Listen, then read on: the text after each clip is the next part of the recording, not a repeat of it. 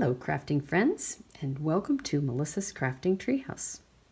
Today I have a simple fun fold card that was one of my recent club and free card kit projects. I'll be sharing two versions of this card. One that was the original design and it's made with what is now retired product, and the second version which is made with new products from the annual catalog that just went live in June of 2020. So I'm essentially going to be showing you three cards that are all the same layout, and they are all Z-fold cards. So I'll be showing how I did the stamping for all three versions, but I'll only assemble one of the three cards. Before I begin stamping, let's take a quick look at some of the products I've used for the club and free card kit project.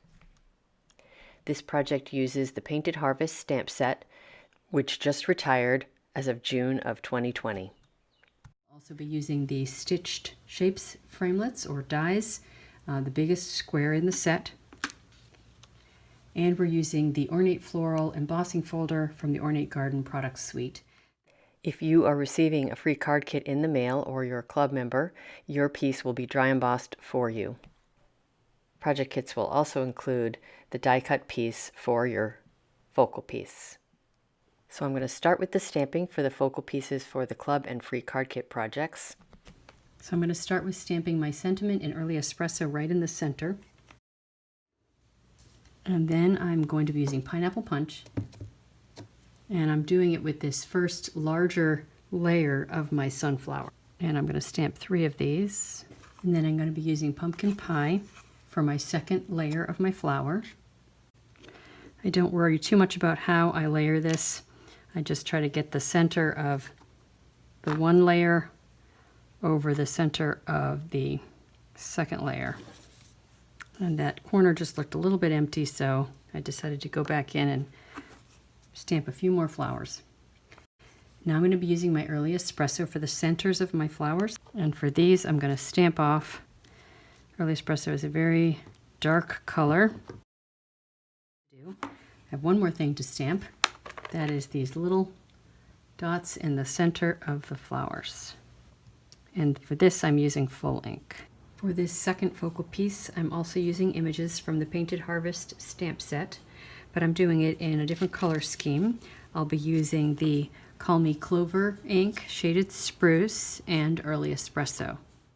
I'm also going to stamp before I die cut my piece. So I'm starting with stamping my sentiment in the center, and then I'm going to stamp my images around the outside of the sentiment. I'm going to start with Shaded Spruce and my first layer of my fern. And I'm doing full ink of this image in 3 different spots. And then I'm going to do second inking in a few spots next to the first images so that it looks a little bit like I have foliage in the background.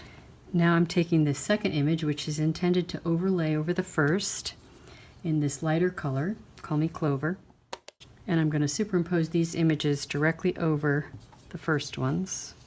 So I'm doing first inking, and then I'm using the second ink over the image that was second inked in the Shaded Spruce. And I'm going to do that with all 3 of my fern elements, or all 6 of them I should say. And now I'm going to add a few acorns in my Early Espresso. But I'm going to stamp off the ink so that it's a little bit lighter than the sentiment. There's the bottom of my acorn. And then I'm going to do one more. And then the top of each acorn. And then I'm going to go ahead and die cut this. And off camera, I've die cut my focal piece. I'm going to add a little bit more of my fern images just to help ground that acorn right there. Next, I'm going to move on to my third and final focal piece. Now for the focal piece, I'm going to be doing some watercoloring, and I'm using 2 ink pads, the Garden Green and Pretty Peacock. And I've just put droplets of ink into my ink pad lids. And I've got a piece of watercolor paper here that measures 2 5/8 inches by 2 5/8 inches. And I'm going to start by just spraying water on my watercolor paper. I want this to be completely wet before I add any color to it. And just going to cover my surface with color.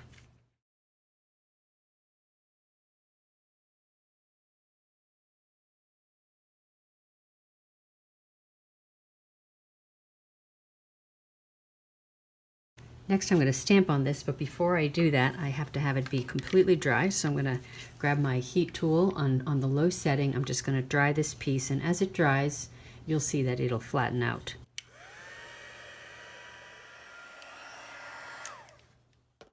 Next I'm going to pull in my StazOn, my jet black StazOn, and my Forever Fern Stamp Set, and I want to make sure that it's well inked, that there's a good amount of ink on there, because with watercolor paper, because it's a sort of porous kind of paper, has texture to it to some extent, you just want to make sure that it's really well inked so you get good resolution to your image. Now you could also use your Tuxedo Memento black ink here as well, but I especially like the jet black StazOn because I find that it's a bit darker and more rich in depth. And I'm going to go back and forth between my images to build my little scene. As you can see here, I ended up with a little bit of open space in the middle. So I'm taking my image that's the little black specks and stamping that image in some of the open spaces. And then I've gone back in with second inking of that one last image to sort of fill in the center just a tiny bit and also give it some depth and dimension. So now I've finished making all three versions of my focal piece for my three respective cards. And now I'm going to move on to the assembly of my card. Now, as I mentioned earlier, I'll only be assembling one of these three versions. While the construction of the cards is all the same, my version with the Forever Fern set has one additional detail. As a result, this is the one that I'll complete in this video. That being said, since my first two card variations are club and free card kit projects, I want to make sure that those of you receiving kits will know how to use some of the pieces in the kit that might not be obvious in a photo.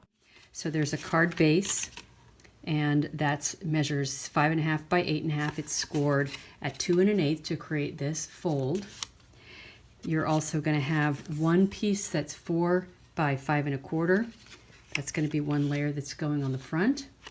And then you're going to have two pieces that are 3 3/4 by 5, one that's going to go in the inside and one that's going to get dry embossed.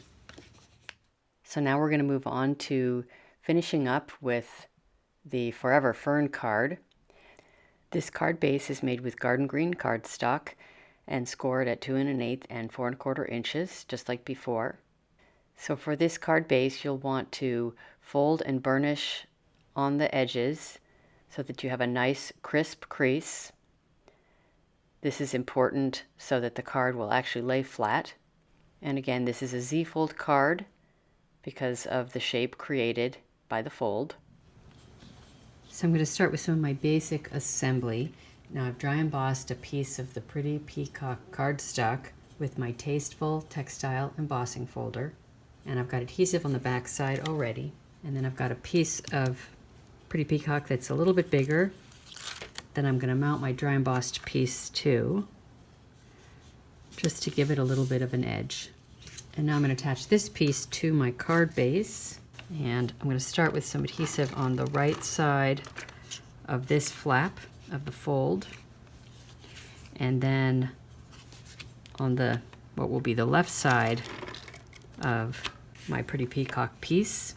Now I'm putting a generous amount of adhesive on there because this is a 3D or a fun fold card, so it is under some pressure. And then I'm just going to attach it so that there's the same amount of garden green showing on all four sides. There's my basic card mechanism. Got a piece of Whisper White cardstock to put on the inside, and I sized this to be kind of on the small side. It's 3 3/4 by 5, so that when the card is shut, hopefully it doesn't show. Burnishing the fold lines really well helps it to lay a little bit more flat. Now my sentiment piece is going to be heat embossed with gold embossing powder. I've used my Embossing Buddy, which is an anti-static pouch, on my cardstock. off camera, and then I'm stamping my image in Versamark onto my sentiment piece. Versamark is a clear sticky ink so that this gold embossing powder sticks to the ink. And then I'm just going to heat emboss my sentiment piece. Now we're going to attach the front element. I'm starting with a piece of Pool Party cardstock. It's got adhesive on the back side already. And I'm just going to center it top to bottom and left to right on my Pretty Peacock cardstock. Now I've got a piece of vellum cardstock here, and I've got adhesive on the back side of my focal piece. I'm going to just center that right on my vellum. It's a little easier to see if it's centered if it's on a dark piece of cardstock. So I'm just going to use the back side of this card to do that. Now the order of assembly is important, so started with my Pool Party piece, and now I'm going to grab a piece of my gold twine. This is part of the Forever Greenery suite, and I've got a piece of tape at the end because this ribbon or this twine does tend to fray, and a lot of times I'll actually use the frayed look, but I want that choice, so I'm just protecting it with this piece of tape. So I'm just pulling it off. You can see it kind of naturally wants to fray, and then I'm going to attach it around the back side of my black strip with a glue dot. And there you can see that end I just cut off already started fraying. It's just the nature of the twine. And next I'm going to put adhesive on the back side of my black strip. I'm putting a lot of adhesive back there also to help hold down the gold twine a little bit more. And this piece gets attached so it's centered on the Pool Party piece, top to bottom, and it should go all the way to the right and left of the larger piece of Pretty Peacock cardstock. Now adhesive will show through vellum, which is why I attached these two pieces together first. And I've got dimensionals on the back side, and then I'm going to attach this with the dimensionals on the back side so that it's centered on the Pool Party piece in behind it, and so it's centered on the black strip side to side, top to bottom. Now I'm going to take a piece of my gold twine and tuck it under, and now I'm just going to tie a little bow.